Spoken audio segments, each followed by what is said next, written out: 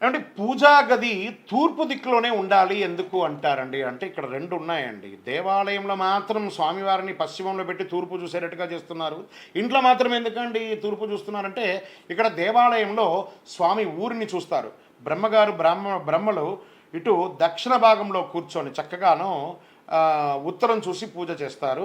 ఆ స్వామివారికి చైతన్యం పెరుగుతుంది, దానివల్ల యోగక్షేమం అవుతుంది. అదే మన ఇంటిలో మనం తూర్పు ముఖంగా చూసి పూజ చేస్తూ ఉంటాం. బాగా గుర్తుపెట్టుకోండి, మన యొక్క పృష్ఠభాగం సూర్యుడికి కనబడదు, దానివల్ల ఐశ్వర్యవంతుడు కావాలంటే చూడండి. రాముడు మరియు రావణాసురుడు యుద్ధంలో ఒకరోజు కూడా ఆ రాముడు తూర్పు దిక్కుకి తన పృష్ఠభాగాన్ని చూపకుండా తూర్పు ముఖంగానే యుద్ధం చేశారు కాబట్టి గెలిచారు. అందుకే పూజా గది ఉత్తరానికి అధిపతి కుబేరుడు.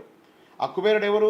యక్షాయ కుబేరాయ వై శ్రవణాయ ధనధాన్యాధిపతయే ధనం ధాన్యం సమృద్ధిం దేహి దేహి తాపయ స్వాహ. సాక్షాత్ లక్ష్మీదేవి యొక్క, మనం ఏం చెప్తాం, మన చీఫ్ రెవెన్యూ ఆఫీసర్ అంటాం కదా, అలా గవర్నర్ అంటాం కదా, ఆర్బీఐ గవర్నర్ లాగా ఆ లక్ష్మీదేవికి గవర్నర్. సాక్షాత్ వెంకటేశ్వర స్వామి వారి యొక్క ధర్మపతి అనేటువంటి లక్ష్మీదేవి పద్మావతి, కుబేరుడు ఆయనకు చీఫ్ మేనేజర్. కానీ అమ్మవారే ఇవ్వచ్చు కదా వెంకటేశ్వర స్వామికి, అప్పు లేదు, కుబేరుడు ద్వారానే, కుబేరుడు ద్వారానే ఇచ్చారు. అందుకే మనకు కూడా బ్యాంకు వగేరాలన్నీ పెట్టారంటే ఆ కుబేరుని యొక్క స్థానం ఈ ఉత్తర ఈశాన్యానికి చాలా అధిపతి. అందుకే పూజా గది తూర్పు ముఖంగా కానీ ఉత్తరముఖంగా కానీ ఉంటే చాలా బాగా ఉంటారు. అదే దక్షిణ ముఖంగా పెడితే యముడు వచ్చి ఆ ఇంట్లో స్థిరవాసంగా కూర్చొని దౌర్భాగ్యాన్ని ఇస్తారట. అందుకే తూర్పు ఉత్తర భాగాల్లో పెట్టవచ్చు అని చెప్పి చెప్పడం జరుగుతుంది.